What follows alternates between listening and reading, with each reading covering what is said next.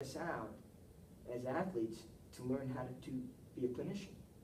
And so I know that, just walking in the first few times and going, all right, I'm young, what am I going to teach these guys? And they've got a really good coach standing over there. So you had to up your game. And, he demanded that we learn how to officiate. He made us officiate at intramural events, and then he got us involved in kid wrestling. And it was another supplement of money. He wasn't going to give us a scholarship, or he could not, when they wouldn't, but he could not. Therefore, he helped us use what we did in wrestling to go better the wrestling community and get out and work. And so we did that. Myself, Coach Haggerty, many guys that had gone on to officiate college and high school. And it was simply, go learn to do that. And in doing that, immediately I saw an adjustment in my thought. For one, I started realizing referee thinks different than the coach does. But in the end, the aim is still the same. Safety of the combatants and a sense of fairness. I want to be fair to my athletes. I really want to be fair to the other athlete as well. I want the right person to win. I really do as a coach. As a referee, it's imperative that I feel that way. It's the core of what we do. If I could take that core and put it back, there have been times where we could have won a match on something that would have been a technicality or something, but that was not the right thing to do for the sport. So in getting that sense of, let's do the right thing, that part of it has helped me immensely in that area. I think the other thing is that just every Sunday I get a heavy dose of what it feels like to be in the middle. And so, there's good and bad to that. There are times where I probably say something to an official as a high school coach that I probably shouldn't. But it's because of what was said to me on Sunday that I felt was about 10 times worse. But at the same point in time, I look at it as it made me better. When a coach knows he's right and he really, and his whole life is centered around that job, you have to listen to that man. He has insight and knowledge that you need to pay attention to. And so I don't just put him off. I'm going to absorb that. And especially if it was a questionable call, in my mind. If I was like, ooh, it's 50-50, I made a call. We're going to make 50-50 calls. Hopefully they're 51-49, but it's a tough call. But you have to make a call. It's not always right either. So that man sees it one way, this man sees it another way. To me, I get better when I listen to both. And again, it doesn't mean that I have ears. It means that you have recognition. And so if I think maybe that was a close call, them saying a little bit more than maybe they should doesn't bother me. Because I think that, and so probably I use that sometimes maybe in a negative way when I coach high school too. And I have to be careful of that. And I try to be cognizant of it at least.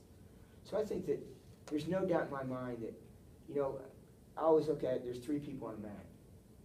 The 3 people on a mat, each one of them play a major role in what's going to happen there. And number 1, for the safety of the combatants. So that third person on the mat is critical to our sport. So therefore, the way I treat them as a coach and professional matters, but also understanding what he's thinking and feeling. I've had officials blow their whistle early because they're heading towards the table. And I don't ever say anything about that anymore. When I was young, I knew I did. But I know what I'm thinking on Sunday when that happens. And I know I just want to get it stopped. I can't grab them, so I want to get it stopped. And so little things like that. I think, too, that I know the targets that I look for stalling. And so I know we work that in our room. We know that we're looking for things that at least tries to keep us out of that position. And so a lot of that, I think there's direct transference. And there's no doubt in my mind that my college coach had it figured out. He knew that if we could do all aspects of the sport, I think it's critical that a coach can tape an ankle. Because you're going to have to. You're not always going to have a trainer with you. Right. And that kind of goes with the funding thing, whether a school can afford to send a trainer with you or not. If they can't, you've got to have certain skills that are going to carry your wrestlers through the tournament. Absolutely. Because without that, they don't get to the tournament. And all your hard work and all their single legs and all that kind of goes awry if they don't get that fixed. We'll finish out here. One last question. What do you think the best thing up-and-coming coaches can do to promote the sport and also their coaching ability? Well, I think the number one thing is recognize how big the sport is. And if they're there, I constantly think about ways that I can enlarge our sport. You know, I've called 31 of the last 33 years Kid State tournaments. I hope I get the opportunity to continue doing that, because that's a spot I can give back. Next week we host a large tournament. We host 6 or 7 tournaments because we have a great facility here. But really part of that is giving back to the community and being in control enough to where you can make it a first-class event. I think that if I walk into a person's home and the home is immaculate, I'm not going to stick my feet up on their furniture. And you get in a car that's immaculate, you would never take a wrapper out and drop it on the floorboard. I think as a young coach, I think we need to think about, I am driving a great car. And the car wasn't built by me. It was built by a whole bunch of other people. And it is my job to drive that car as effectively and as well as I possibly can now. And to do right by wrestling. So I think if we make wrestling up here, and our program's a part of it, but our program shining makes wrestling better, then now we're doing the right stuff. And so I think that as a young coach, I think if we can incorporate and create and maintain a mindset that says, I'm here to do good for my sport. Our sport is so great, and it's had so many great champions. The other thing is I think that you enjoy the process more. Because, this year was not our best year. And we knew going into it that we were going to struggle with the graduation rate, the years of the school. It was just the perfect storm going bad. And then we took a few major injuries before the season even started. Right. And we're jockeying a lineup that was not the plan. So, you knew it was going to be a difficult year, and all of a sudden it became a really tough year. And these young people fought enough that they got in the top 10 still. They respectfully fought. They only lost one duel to a Missouri team. And if we'd have had our lineup that day, that would not have happened either. So it's just one of those kind of things that, to me, there was a lot of positives in it, but we certainly don't want to have another year like this. So it's, how do I do that? Well, for one, I do it for the good of the sport. If we're going to send these kids on to a college to wrestle, if we're going to hopefully get them back later on to give back to our sport, then we have to promote a positive experience when they go through it right now. So I know that wrestling changed my life. I know wrestling changed your life. Well, then it's our job to go. We can't repay them. We were both coached by great people. My goodness, I can't repay my coaches. But to continue that for other students is really... If I can do for a 4th grader what my coach did for me as a 4th grader, then that's my job. And as a young coach, whether you're having success or not right away, if you can get caught up in the big picture, volunteer your time. That's another thing we did right off the bat is we, from day one of my coaching career, I was coaching Missouri national teams. Obviously as an assistant first, but one of the things I'm most proud of too is that since 1987, there's been one head Greco coach in the state of Missouri. And that's my job to try to do as well as we can. When the Greco rules changed and they were released today, my email blew up. And my job was to be that guy today that said, I'll make the phone call, I'll find out what the information is on it, and then start disseminating and getting out, hopefully, a proper response.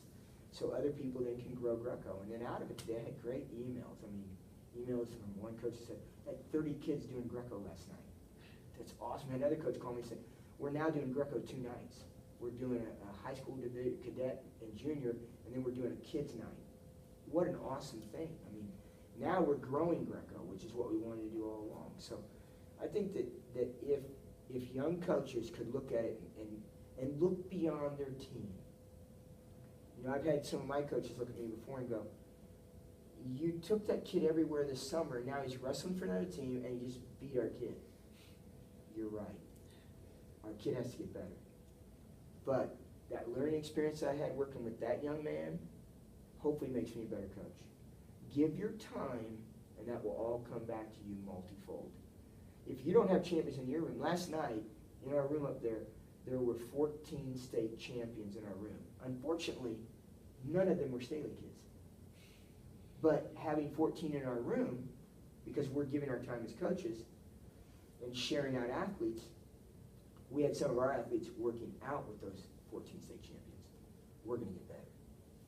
So there'll be a give and take, and there'll be some years you're on the, I love what Lou Holt says, been on bottom, been on top, I'll be both places again, In down years, you still give your time because it's going to come back to you. And so I think that as a young coach, if they can just focus on the bigger picture and maintain the things they're in control of on their team, then they're probably doing a really good job because they're going to make our sport better. And in the end, they're going to make this really large thing come down to them a little bit, and it's going to help their kids too. So I think it's like everything else in our sport, it's a two-way street. The more you give, the more you get.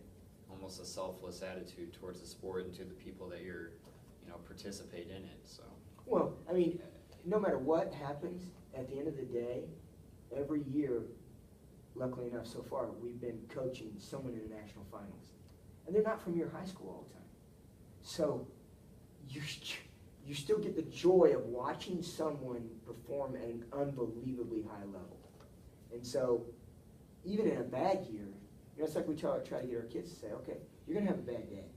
And when you have a bad day, turn around and watch one of your teammates have a good day. Because in every tournament as a coach, we feel like we're on a roller coaster. You come out to that one round where you're like, that was awesome. We went 11 for 13 or 14 in that round. We had a bye, maybe. Then you turn around the next round and you moved everybody up, but they weren't quite ready for that. And now you go 2 for 12, and you're like, whew, okay, that was bad. And then you recover, and now we look, okay, now we're on the backside, let's go again. But the ability to do that, I think, comes from, can you enjoy the sport? Because if you're only looking at your team, if your team isn't performing well, that's going to be a miserable year. So what I tried to equate, and I hope I did it well enough to understand, but we didn't have a great year this year, but I had a very enjoyable year. So. Well, thanks, Coach. Thank you very much. Thanks for your time, and thanks for your time watching the interview.